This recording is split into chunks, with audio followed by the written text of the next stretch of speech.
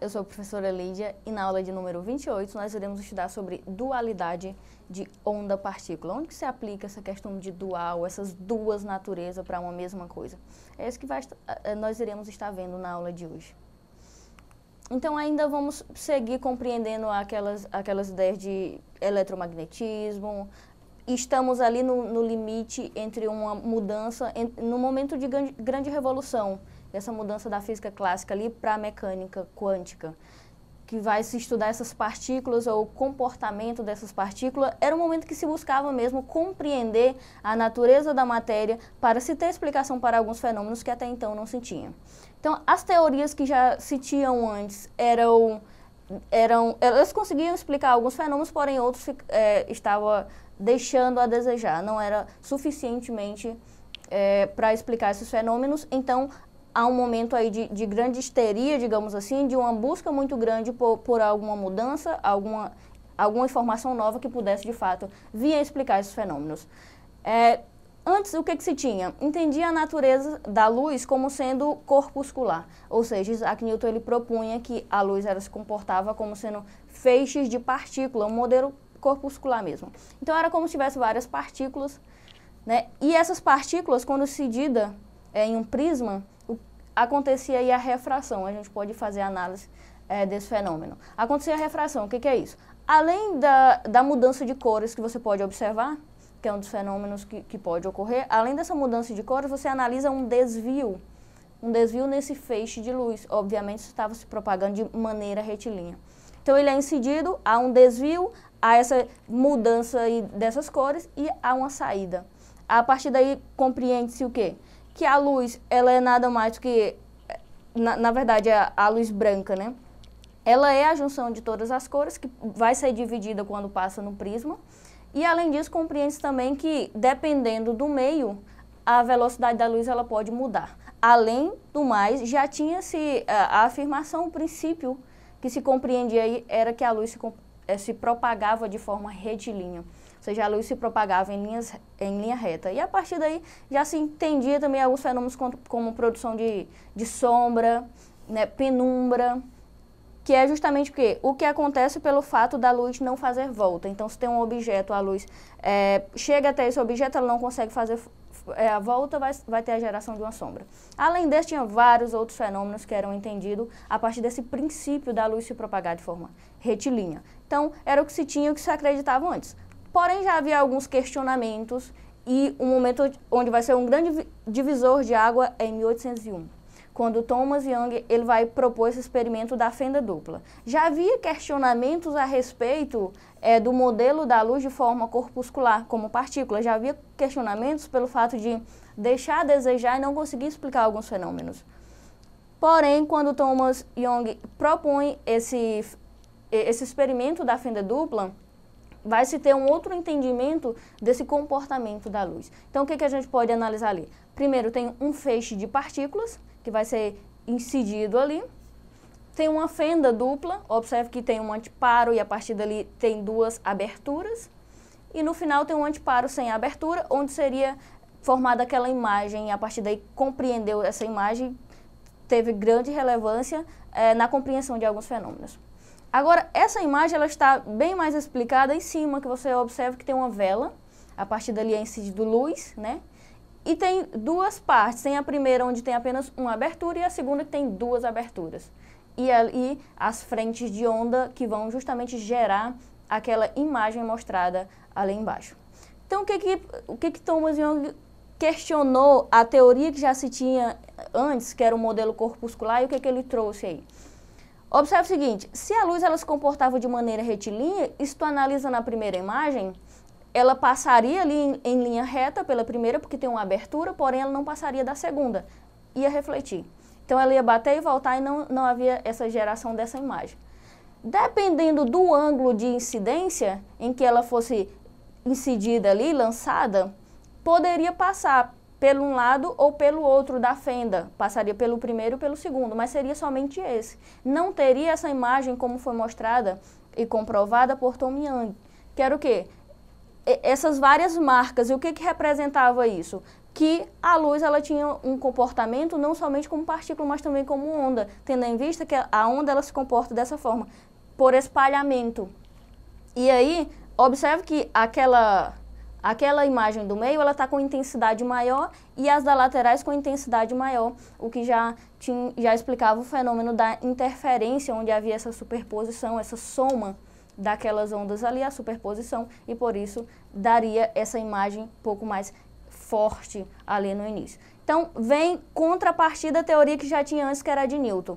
Uma como partícula e outra como modelo ondulatório. O que não conseguia explicar a teoria de Newton somente como partícula? Algum desses efeitos nós já vimos em uma outra aula, eu vou falar um pouquinho mais sobre eles, que era o efeito fotoelétrico e a catástrofe do ultravioleta. Por quê? Qual era a ideia que se tinha? É que se eu compreendo somente no modelo ondulatório agora, como proposto por Tom Young, o que acontece é que essa propagação de energia ou da luz em um determinado circuito tinha que acontecer de uma forma constante. E aí o que ele viu? Que isso não acontecia necessariamente de uma forma constante. Então, nesses dois experimentos, independentes, a mesma solução proposta foi: a luz deveria se comportar como partícula. E aí quem resolve isso é o Maxwell, que ele afirma que a luz é uma onda eletromagnética cujo modelo quântico seria composto por um conjunto de partículas chamada fóton. Então, ora se entende como partícula, ora se entende como onda. Se compreende o modelo ondulatório, mas deixa a desejar aí porque já não explicava o fenômeno fotoelétrico e o fenômeno da catástrofe do ultravioleta. Temos aí possibilidade de fenômenos que pode ser compreendido por modelos diferentes, tanto pelo modelo ondulatório quanto o modelo quântico do fóton, né? Modelo ondulatório, quais são os fenômenos? Eu trouxe 3, que é a interferência, a difração da luz e também a refração, que é aquele lá do prisma de Newton. A refração pode acontecer nos dois casos, né? Das duas formas. E o modelo quântico do fóton, que é aquele da partícula. O modelo quântico explica o quê? A absorção e emissão de energia, o efeito fotoelétrico. Na aula anterior a gente falou somente de efeito fotoelétrico. Se você não viu, aproveite e dá uma olhada na aula anterior. E também a catástrofe do ultravioleta, que ia tratar ali daqueles comportamentos ou entendimento dos corpos negros. Então, observe que se aplicava as duas teorias, tanto o modelo corpuscular quanto o modelo ondulatório, sim conseguiam satisfazer alguns fenômenos. As duas pareciam estar certas. E aí vem a ideia de de Broglie em 1924. Foi um físico francês e o que ele sugeriu ali? Qual a maior ousadia dele? Ele sugeriu que não só a luz tem um comportamento dual, porque já se entendia que a onda eletromagnética ela tinha esse duplo comportamento, mas de uma onda que seria de onda de partícula, mas também as partículas apresentavam esse comportamento dual. Se a luz era entendida como onda eletromagnética, já se compreendia sim que uma onda eletromagnética tinha esse duplo comportamento. Mas o que de Broglie traz de novo é que se a onda pode ter esse duplo comportamento, a matéria também pode. E aí, como matéria, ele apresentava quem? O elétron. O elétron que é justamente aquela partícula que está na órbita do átomo, ali no modelo atômico. E o que ele diz? É que esse elétron, essa partícula, quando ela se movimenta com um determinado comprimento de onda. E aí é por isso que você analisa nessa imagem aí, tem uma espécie de uma onda e esse movimento ali.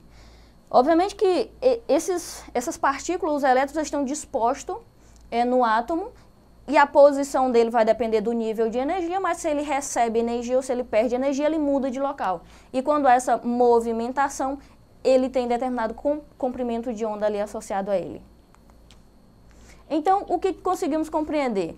A luz, ela vai se comportar como partícula ou como onda, na verdade, já que tem fenômenos que podem ser explicados através de uma e que tem fenômenos que podem ser explicados através de outra, e ambos estando eles comprovados experimentalmente.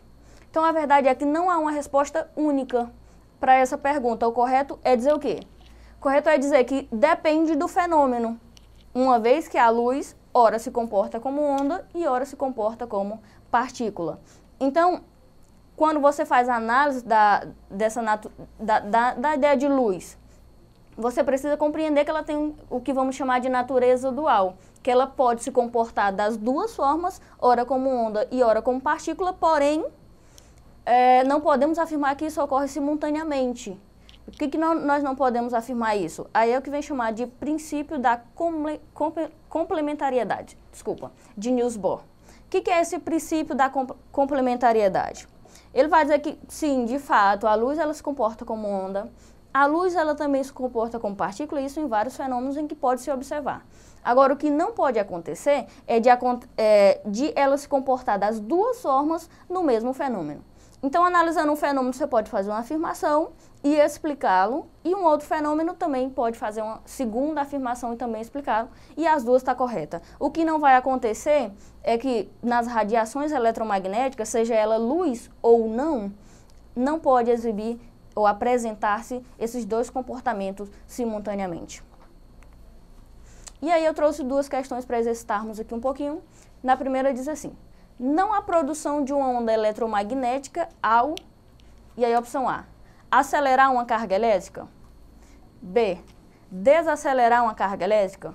C, ficar em repouso em relação a uma carga elétrica.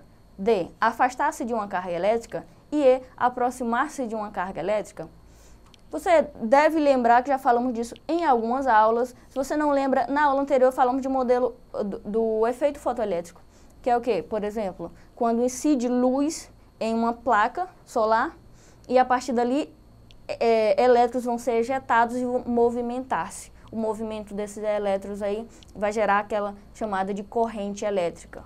O que acontece aí? A onda eletromagnética, ela vai estar junta quando, ou quem é ela mesma? É quando ela vai associar esse fenômeno elétrico com o fenômeno magnético. Só que o fenômeno elétrico é o quê? São elétrons que estão se movendo nesse material condutor. Ou seja, qual a condição para ter a onda eletromagnética? No mínimo, que o elétron fique em repouso em relação à carga elétrica. Isso não pode acontecer, ele não pode ficar em repouso. Por quê? Porque para ter corrente elétrica, no mínimo esse elétron tem que se deslocar. Se ele não deslocou, não tem corrente elétrica. Se não tem corrente elétrica, muito menos onda eletromagnética, que é o quê? É justamente esse campo magnético que vai ser gerado quando há a presença de uma corrente elétrica. Então, movimenta, tem corrente elétrica, a partir daí gera um campo. Se não movimentou, nem tem corrente elétrica e muito menos campo magnético em torno desse material aí que está se deslocando. Ok? Então, na aula de hoje, a gente falou um pouquinho sobre a luz se comportar de duas formas, no modelo ondulatório ou no modelo corpuscular em forma de partículas. Eu vou pedir que você acesse a plataforma Eduque para verificar outras aulas e também exercício desse conteúdo. E eu te espero na próxima.